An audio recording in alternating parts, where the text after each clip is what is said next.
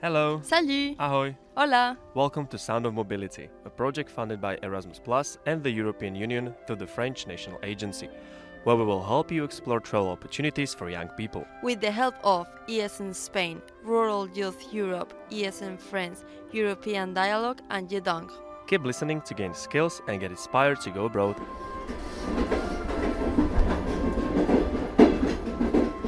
So hello, I'm Eva and I'm from Comenius University. My name is Emily. I'm 20 years old. I'm from France and my organization is called Judith.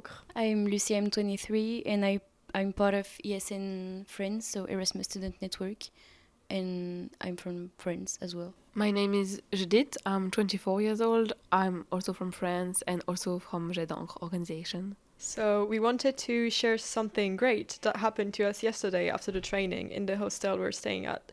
We made an intercultural dinner and we were shocked to see so many different things from so many different countries. We had like some music, some Slovak music, some Spanish music, some food from all over Europe. It was amazing, and especially the different alcohols. That was fun. That was really fun, and yeah, it was a great night learning so many things of so many different countries. Yes, that's called a culture shock. It's very common.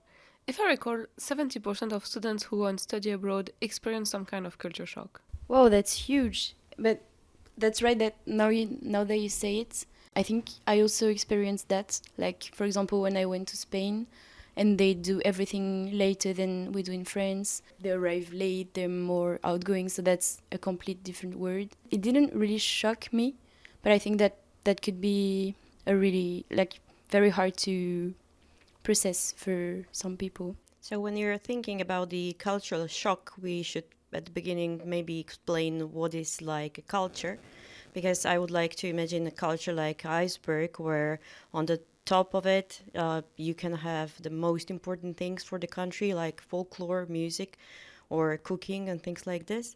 But when you get to the deeper layers, you are really getting more closer to the people, and then you are connected with the behavior of the people, ways of the communication, and other many different values, which are very typical for every single country.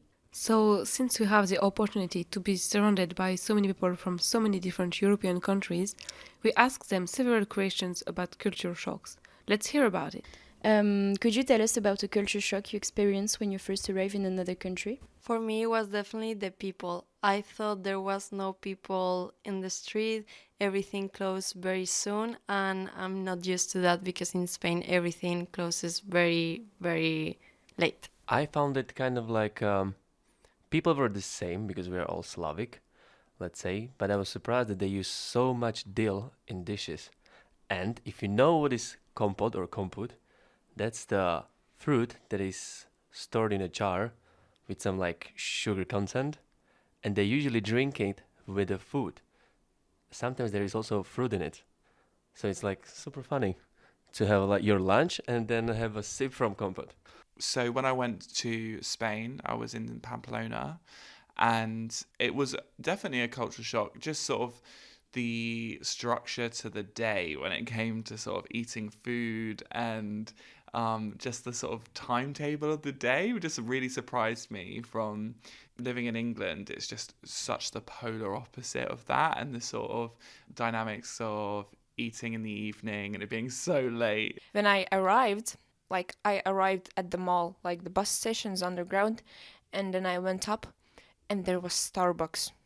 Like, we don't have it in like my country, and like nearest countries to us, there isn't any. Like, I phoned my mom and said, there is Starbucks, it's real. Like, I was so shocked. When I was in Japan, I was shocked that we are not allowed to blow up our nose in the street. So I did my Erasmus exchange in Germany, and the thing that shocked me the most was the supermarket opening times, because in Spain we have them open until 9, but they close supermarkets earlier, especially on Saturday. So if I were to take my nap in the afternoon, I could be waking up when the supermarket was closed, and then I had like no food for the next 2 days. Is that a habit that you never got used to? Yes, I think so. For example, I'm Now I am living with my boyfriend, and for me, in the beginning, it was very bizarre the ways that he cleaned the house, because in Brazil everything is very different. We have, for example, like a hole, and we wash everything with the water. So you put so much water in everything. For us, the good way to clean things, it's you have to put the soap and the water. I saw French people cleaning things like just to put a little product and something, and for me it was like, but it's very dirty already. It's really hard for me to change in the eating times. We have really late lunch, dinner, and everything. And like, it's really shocking me that people are having dinner before 9 p.m. Did you keep some habits from your journey abroad? I think yes. Like in Latvia, we are really calm people. But when I go to exchanges, the people are really energetic and just happy. And I really try to just like soak it up so I can have it in my country. Yeah, 100%. I learned how to be punctual, how to be on time. And that's something that I keep now. And that's something that I find rude from other people. And also I try to be quieter on the street, because I just realized that we are extremely loud compared to the rest of the countries. And now I find myself being the quiet person. During my Erasmus, I had a lot of different subjects to study.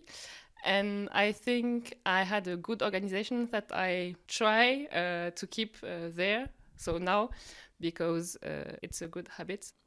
I think I kept the layers because I went to Lapland, so it was super cold.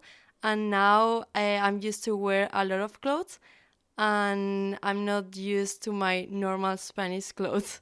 Actually, I've been living with one Danish boy, and I learned a lot from him, actually. He was so practical, that like naturally practical, that still in my head. Like I was trying to scan the books, because there was only one book in library for all classmates, and he found the way how to scan it easier, faster, by using the glass from the fridge. What is something from your lifestyle that may be surprising to people from other countries? Okay, so I live in a really rural area, so I live on a farm. I think it would be a real culture shock for a lot of people because, there isn't much about the transport's really bad. It takes a long time to get to places. We really struggle with broadband and internet, so that's rubbish. So I do think, especially if you're coming from an urban area, to then be in the middle of nowhere in England would be a big shock to someone. The fact that we are not always on time. Actually, today we talked about the fact that it's really freezing today. And when I came out of my room, I told some people, I'm so cold, I can't stand it. And they were like, you can't stand it? In Latvia, you do everything in cold. You shower in cold, you eat in cold, everything. I was like, what do you mean? I was so shocked. For me, growing up in that area, I have got used to it and I've got into those habits of coping with it and managing it. But for example, if I didn't have a car, I just wouldn't be able to do anything. Well, thank you to everyone who shared their experiences with us. It was nice to hear so many different experiences. We hope it reminds you of your own travels abroad, and it will help you be more understanding of when a foreigner is confused by something in your country. Now we hope that you want to experience some culture shocks yourselves. Thank you for listening. We believe you enjoyed the episode. So make sure you subscribe. Here's a taste of our next adventure. The goal of this episode is to be prepared for an Erasmus. I think it was the best year of my life. It was amazing. I met a lot of people and it really changed my life. Erasmus is not a year in your life, it's your life on a year. We are glad that you're traveling with us. Have a nice trip with Son of Mobility. Disclaimer. Views and opinions expressed are however those of the authors only and do not necessarily reflect those of the European Union or the European Education and Culture Executive Agency. Neither the European Union nor the European Education and Culture Executive Agency can be held responsible for them.